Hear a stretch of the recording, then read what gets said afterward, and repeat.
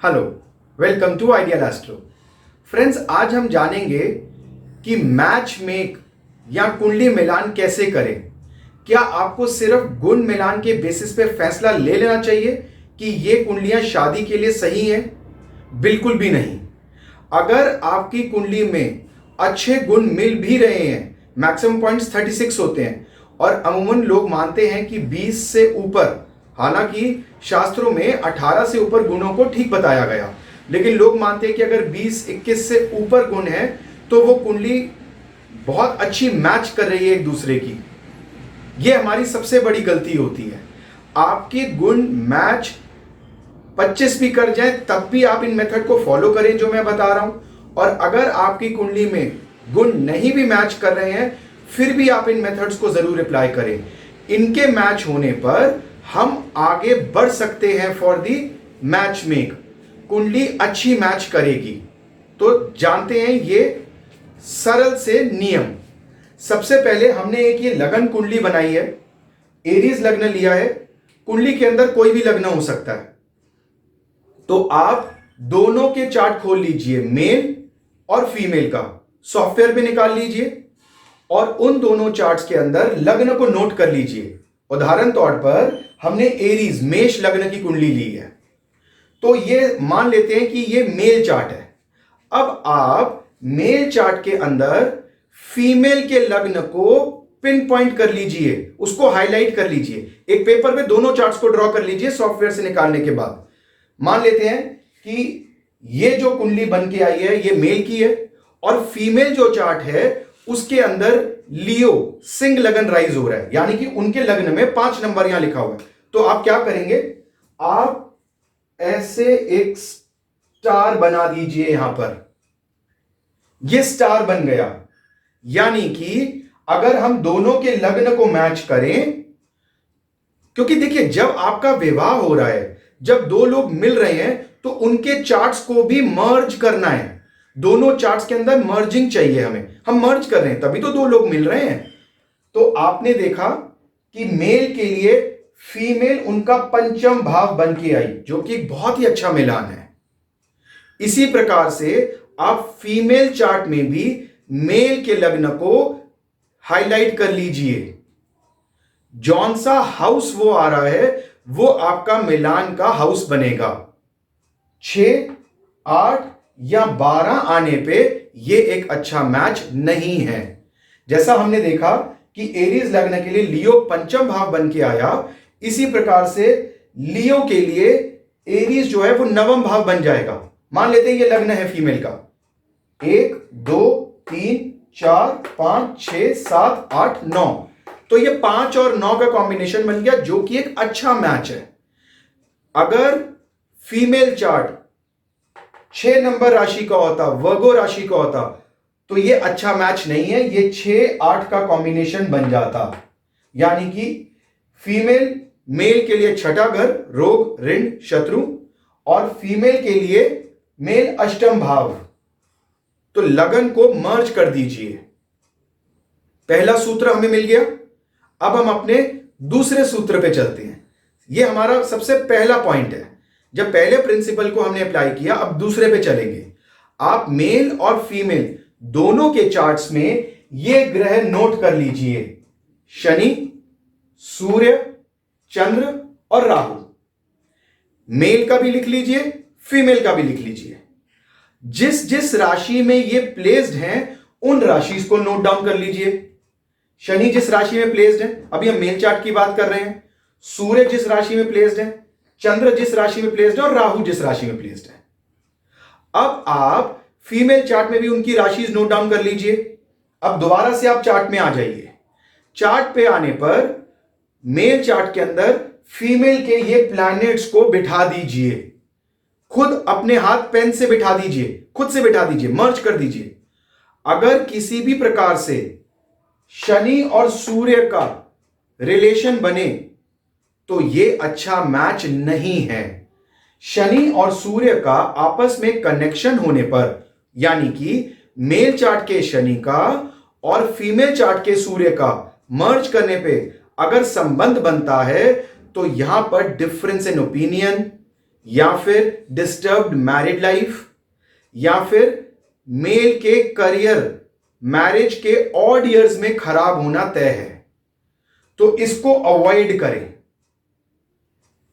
एक उदाहरण पे समझ लेते हैं। मान लेते हैं ये मेल चार्ट में सैटर्न यहां प्लेस्ड है और इनके सूर्य यहां प्लेस्ड है। ये हमने एक उदाहरण में मान लिया, शनि यहां प्लेस्ड है और सूर्य यहां प्लेस्ड है। अब फीमेल चार्ट में देखिए सैटर्न कहां है। अगर फीमेल चार्ट में सैटर्न हमें 11 नंबर राशि में मिलते हैं तो हम यहां पर शनि को बिठा देंगे। अब शनि का सूर्य से कोई संबंध नहीं, सूर्य का शनि से कोई संबंध नहीं, बिल्कुल ठीक मैच है। यह हमें ग्रीन सिग्नल देता है, हम आगे प्रोसीड कर जाएंगे। और मान लीजिए अगर फीमेल का शनि यहां ना होकर यहां प्लेस्ड है 8 नंबर राशि स्कॉर्पियो में, हम यह देखेंगे कि स्कॉर्पियो मेल चार्ट में आ कहां रहा है 8 नंबर। अब यहां पर शनि सूर्य को दृष्टि दे रहे हैं, सूर्य शनि को दृष्टि दे रहे हैं, यह एक अच्छा संकेत नहीं है। यहां पर आपको मैरिज में रुकना चाहिए, यह एक मैटर ऑफ कंसिडरेशन है। फिर हम इसके अंदर और अदर फैक्टर्स को चेक करेंगे। यह एक बहुत अच्छा संकेत नहीं है। शनि और सूर्य का आपस में संबंध नहीं बनना चाहिए चार्ट को मर्ज करने पर। इसी प्रकार से अगर शनि के बजाय सूर्य और गुरु का संबंध बन जाता है, या फिर वो ट्राइन्स में भी आ जाएं, ट्राइन्स यानी कि त्रिकोण 1, 5, 9 एक दूसरे से, तो वो बहुत अच्छा मैच है। समझते हैं, हमने ये उदाहरण पे लिया। मैं ये शनिदेव को यहां से एक बार के लिए इनको हम रब कर देते हैं, जैसे कि हमें कोई कंफ्यूजन ना रहे। अब हमने ये माना कि मेल चार्ट में सूर्य यहां प्लेस्ड है, ठीक है जी। अब हम मानते हैं कि मान लीजिए फीमेल चार्ट के अंदर गुरु जो हैं वो कैप्रिकॉर्न के हैं, तो हम गुरु को यहां प्लेस कर देंगे। गुरु कैप्रिकॉर्न के हैं। अब देखें गुरु 1, 2, 3, 4, 5, गुरु की दृष्टि सूर्य पे है और सूर्य की दृष्टि गुरु पे नहीं है, लेकिन सूर्य से गुरु नवम भाव में है, 7, 8, 9, तो ट्राइन्स में आ गए। बहुत अच्छा कॉम्बिनेशन है। और अगर गुरु वृश्चिक में प्लेस्ड हो, यानी कि डायरेक्ट गुरु सूर्य को देख रहे हैं, सूर्य गुरु को देख रहे हैं, इंटरचेंज हो गया, डायरेक्ट दृष्टियों का संबंध सीधा बन गया, तो यह उससे भी अच्छा कॉम्बिनेशन है। यह बहुत ही अच्छी प्रॉस्पेरस लाइफ की ओर कदम बताता है। तो हमने 2 सूत्र जाने, पहला और दूसरा। पहले हमने लगन को मर्ज किया, दूसरा हमने शनि और सूर्य को मर्ज करके देखा। इसी प्रकार से आप फीमेल चार्ट में भी मर्ज करेंगे। फीमेल के अंदर भी ये सेम प्रोसेस आप फीमेल चार्ट में भी करके देखेंगे, क्या उनका इंटरचेंज तो नहीं हो रहा। अगर दोनों चार्ट्स के अंदर होता है तो ये मैच अच्छा बिल्कुल नहीं है, एक में होता है एक में नहीं होता तो ये एवरेज है। नेक्स्ट ग्रह हमने देखा जी चंद्रमा। अब आप चंद्रमा की प्लेसमेंट मेल चार्ट में देख लीजिए किस राशि में पड़ रही है, और फीमेल चार्ट में देख लीजिए चंद्रमा की प्लेसमेंट किस राशि में पड़ रही है। अगर इन राशियों के तत्व एलिमेंट सेम हैं या फ्रेंडली हैं तो ये एक अच्छा मैच है। हम एलिमेंट्स और तत्व तो जानते ही हैं। मान लीजिए चंद्रमा जो है इनके 1 नंबर राशि में है, यानी कि अग्नि तत्व। अग्नि तत्व राशि में अगर चंद्रमा है मेल के, तो फीमेल के चंद्रमा अगर 1 नंबर राशि, 5 नंबर राशि या 9 नंबर राशि में हो तो एक अच्छा मैच है, फ्रेंडली। ये तो स्वयं सेम तत्व हो गया। अगर वो 1, 5, 9 राशि में प्लेस्ड नहीं है, मान लीजिए वो 2, 6, 10 में प्लेस्ड है, तब भी ये मैच ठीक है। लेकिन अगर वो 4, 8 या 12 जलीय राशि में प्लेस्ड है, 4, 8, 12 जल तत्व राशि है, अगर फीमेल का चंद्रमा 4, 8, 12 में प्लेस्ड है तो ये एक अच्छा मैच नहीं है। हम इस मैच को कंसिडर नहीं कर पाएंगे। ये एक हमें नेगेटिव पॉइंट मिल जाता है, यानी कि चंद्रमा मेल के चार्ट का जिस राशि में है उसका तत्व, चंद्रमा फीमेल चार्ट का जिस राशि में उसका तत्व, उन दोनों तत्वों का मिलान होना अनिवार्य है। चौथे ग्रह हमने लिए हैं राहु। राहु की प्लेसमेंट चेक कर लीजिए, सेम उसी प्रकार से मेल चार्ट में वो कौन सी राशि में प्लेस्ड है, फीमेल चार्ट में वो कौन सी राशि में प्लेस्ड है, आपस में उनकी दूरी किस प्रकार से है, आपस में उनकी दूरी किस प्रकार से है। अगर आपस में वो 3-11 का संबंध बना रहे हैं तो बहुत अच्छा, 1-4-7-10 का बना रहे हैं तो भी अच्छा, 6-8 और 2-12 का संबंध अच्छा नहीं माना जाता।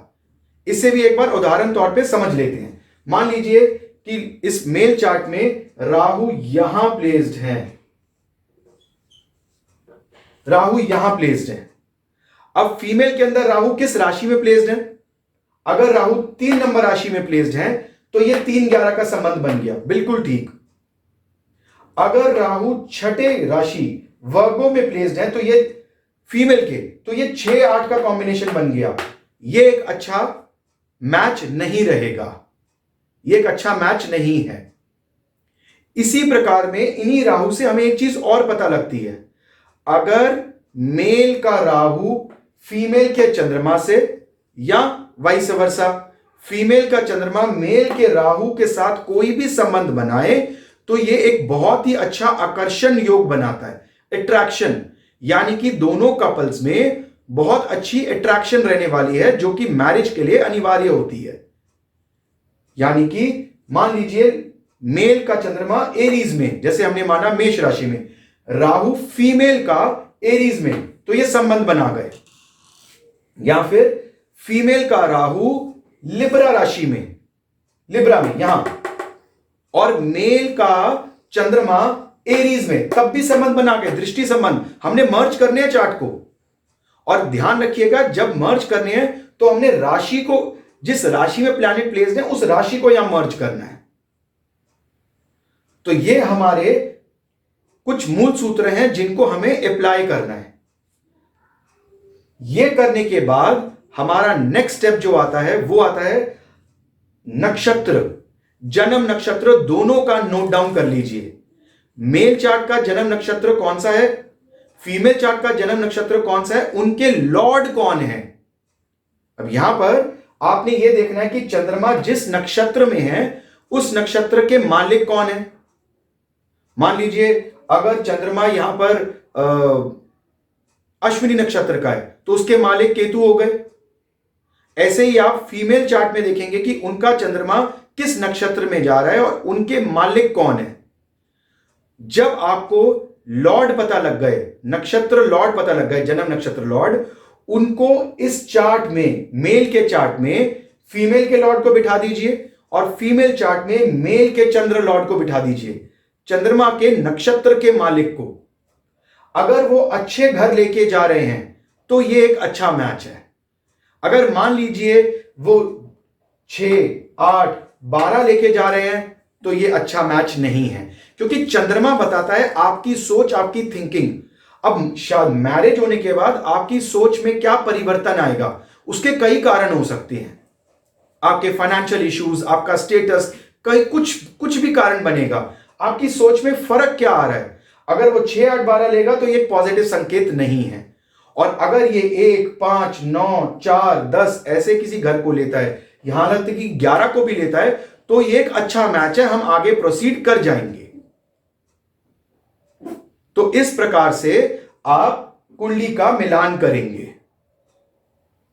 हमने यहां तक ये चीज सीख ली, तत्वों को मैच करना सीख लिया, प्लैनेट्स को मैच करना सीख लिया। अब हम कारकत्व को मैच करेंगे। मेल चार्ट के अंदर शुक्र को फीमेल का, स्पाउस का कारक माना गया, और फीमेल चार्ट के अंदर मंगल को मेल का कारकत्व माना गया। कई लोग गुरु भी मानते हैं, जुपिटर भी मानते हैं। आप फिर भी Venus of a male chart, Venus यानी कि शुक्र ग्रह मेल चार्ट के और मंगल ग्रह फीमेल चार्ट के, इनको मर्ज कर दीजिए। अगर इनका किसी भी प्रकार से कोई भी संबंध बन रहा है, हमने संबंध समझ ली है, दृष्टि संबंध या एक राशि में बैठ जाना दोनों का जब हम मर्ज करते हैं, वाइस वर्सा दोनों के चार्ट में मैच करके देख लिएगा।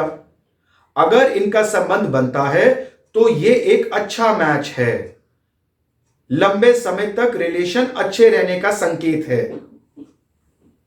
इसी प्रकार से कारकत्व को मैच करने के बाद एक बार से आप सप्तम भाव और 12वें भाव को जरूर देखें। देखिए, मैरिज में जनरली जो डिस्टर्बेंस का रीजन माना गया वो या तो शनि ग्रह माने गए या फिर 12वां घर, 12वें के मालिक, 12th लॉर्ड। तो सरल सी बात है, 7th हाउस को चेक कर लीजिए दोनों के चार्ट्स में। उनके अंदर अगर 7th में कोई मैलेफिक्स बैठे हैं तो दूसरे के चार्ट में भी मैलेफिक्स होने चाहिए, जिससे कटाव होगा। सही समझा? एक के चार्ट में मैलेफिक बैठे हैं, दूसरे में भी होने चाहिए, तभी वो एक दूसरे का काट बनेंगे।